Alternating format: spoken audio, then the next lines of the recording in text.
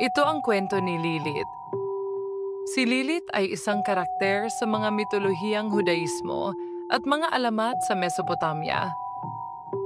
Sa ilang tradisyon, si Lilith ay unang asawa ni Adan bago si Eva. Ayon sa ilang bersyon ng mito, nilikha si Lilith ng Diyos mula sa parehong lupa tulad ni Adan. Samantalang sa ibang bersyon, siya ay nilikha mula sa putik at hindi tinatabla ng hininga ng Diyos. Sinasabing si Lilith ay tumanggi na magpasakop kay Adan at umalis sa hardin ng Eden. Sa ibang mga alamat, siya ay itinuturing na isang demonyo o malalaking mapanakit na espiritu na nanganganib sa mga sanggol at inaapi ang mga kababaihan.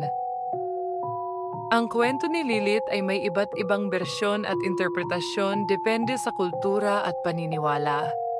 Ang kanyang karakter ay naging popular sa mitolohiyang Hudaismo at Kristyanismo at nagbigay inspirasyon sa iba't ibang sining at panitikan sa iba't ibang panahon.